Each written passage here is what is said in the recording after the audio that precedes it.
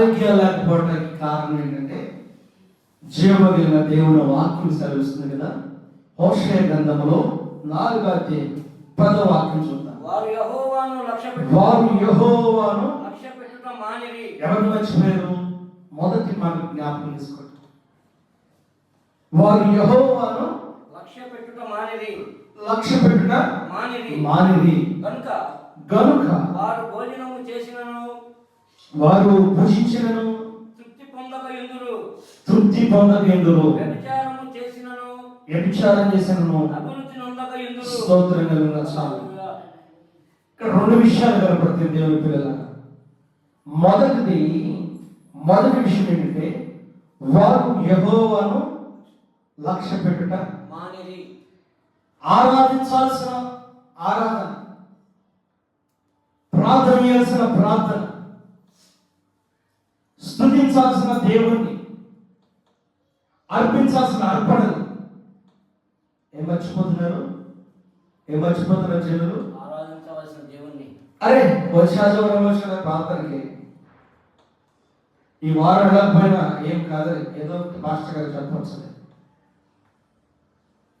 దేవుని పిల్లలు పాస్టర్ గారు మూసి మందిరానికి రాబోతుంది. దైవజనుల వర్గాలు మందిరానికి వచ్చి మందిరానికి దేనికి రావాలంటే దేవుని కనపరుచుకుంటూ రావాలి.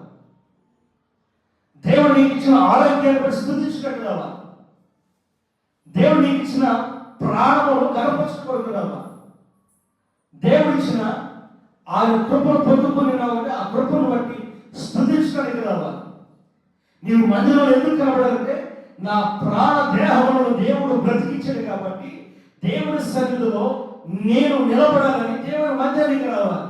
అంతే తప్ప మందిరానికి కాలు పెట్టడం కాదు, అందరిలాగా కనబడి వెళ్ళడం కాదు. మందిరానికి వచ్చిన తర్వాత ఏం చేయాలంటే నీ మనసును దేవుని మీద ఆనుకునేలాగా చేయాలి. స్తోత్రం చేద్దామా? హల్లెలూయా. ఏం చేయాలి? నీ మనసు దేవుని మీద ఆనుకునేలాగా చేయాలి. ఈ దినాల్లో ప్రపంచంలో చూస్తూ ఉంటే ఏ మనుషుడు చూసినా అనారోగ్యాలు, ఆరోగ్యాలు ఉండటం లేదు. అందుకే హోషేయ ప్రవక్త చెబుతున్నాడు కదా, ఆయన మాట్లాడుతున్న మాట ఏమిటంటే వారు యెహోవాను ఇక వారు దేవుని మర్చిపోయారు. ఆపదలో దేవుడు కావాలి, చావు బ్రతుకుల మధ్య దేవుడు కావాలి, నీ దారులన్నీ మూసుకుపోయినప్పుడు దేవుడు కావాలి. ఇక నాకు దిక్కు దశ లేదన్నప్పుడు నువ్వు చేతుల నుంచి దేవా నీవేనయ్యా దిక్కు, ప్రభా నీవు కూడా విడిచిపెడితే నా బ్రతికేంటయ్యా. ఆర్తనాదాలు అమాయక కేక వేస్తారు. హలో, నువ్వు ఆర్తనాదం వేసినా అమాయక కేక వేసినా ఆయన నిన్నేమి విడిచిపెట్టడు. ఆమేన్, హల్లెలూయా. ఆయన విడిచిపెట్టేవాడు కాదు. నువ్వు ఆర్తనాదం వేసినా అమాయక కేకలు పెట్టినా నాకు ఎవరయ్యా అమ్మ లేదు, నాన్న లేదు, నేను ఒంటరినయ్యా, నన్ను విడిచిపెట్టడయ్యా, బుడ్డవాడు కూడా అర్థం చేసుకోవట్లేదు నువ్వు అడిగినా నీవు దేవుడికి ఎంత సమయం ఇస్తున్నావు? సమయం ఎంత దేవుడికి? నీవు దేవుడితో ఎంత సమయం గడుపుతున్నావు? ఒకప్పుడు ఆశీర్వాదం లేదని ప్రార్థించిన నీవు ఆశీర్వాదం పొందిన తర్వాత దేవుణ్ణి ఏం చేస్తున్నావు? అలక్ష్యం చేస్తున్నావా? ఆయనతో ఏమంటున్నావా? చెప్పండి. ఒక చిరు వ్యాపారం చేయాలనుకున్నాడు ఏం చేస్తాడంటే మొదటిగా వీధులన్నీ తిరుగుతూ ఉంటాడు. తిరుగుతూ అతను ఎక్కడైనా చిన్న ఖాళీ ప్రదేశం దొరికితే చూసుకుంటాడు. చూసుకుని ఆ ఖాళీ ప్రదేశంలో చిన్నగా భయంగా అడుగు పెడతాడు. ధైర్యంగా పెడతాడా? ధైర్యంగా పెట్టడు. ఎందుకని? భయంగా పెట్టి ఆ భయంతో అక్కడ వ్యాపారాన్ని స్టార్ట్ అవుతారు. ఒకరోజు ఎవరు మాట్లాడలేదు, రెండో రోజు ఎవరు మాట్లాడలేదు, మూడో రోజు ఎవరు మాట్లాడలేదు, నాలుగో రోజు ఎవరు మాట్లాడలేదు. ఇక భయం కాస్త ఏమైంది? ధైర్యాన్ని పుంజుకుంటూ ఉంటుంది. ఇక ఆ ప్రదేశాన్ని, ఆ ప్రాంతాన్ని చేస్తాడు, ఆక్యుపై చేస్తాడు. కారణం ఏంటి? ప్రారంభంలోనే భయం ఉంది.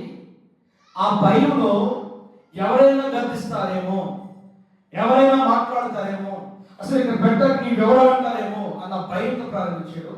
కానీ ఎవరు కూడా అతన్ని పలకరించలేదు, మాట్లాడు.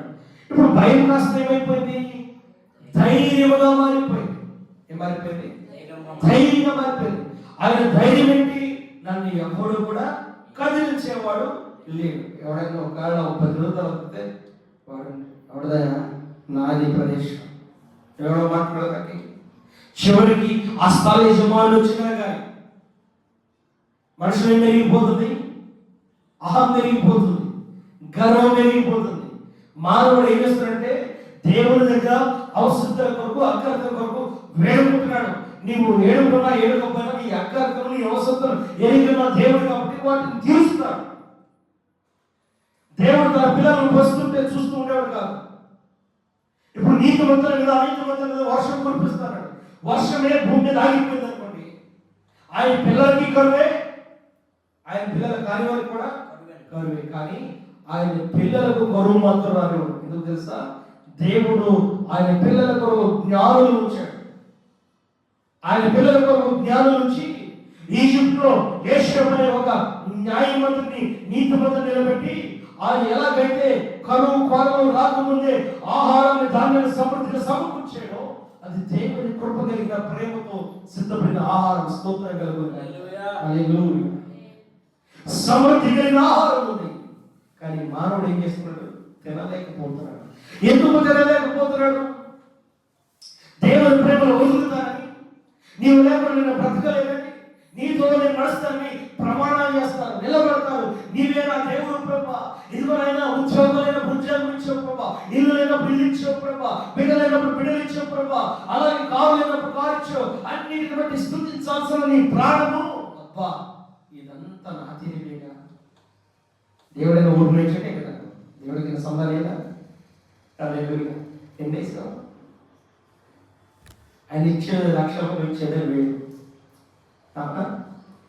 ఆయన ఇచ్చేదేమో లక్షలు, మనం ఇచ్చేదేమో వేలు. అప్పటికి బాడే వచ్చే ఊటికి తెచ్చాడు.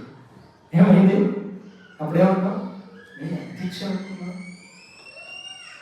ఎంత ఇచ్చాను, ఎంత ఇచ్చానుకున్నాం. మన దేవం ఆటోమేటిక్ వచ్చేసింది కదా. ఇప్పుడు ఘనంగా అందరికన్నా ఒక రూపాయి ఎక్కువ కాలం ఇచ్చాను. అది యేసు ప్రభువు క్షణంగా కూర్చొని గమనిస్తున్నాడు. క్షణం కూర్చొని గమనిస్తున్నాడు. ఏం గమనిస్తున్నాడు? కారు పెట్టి దగ్గర కారు ప్లేస్ కూడా గమనిస్తున్నాడు.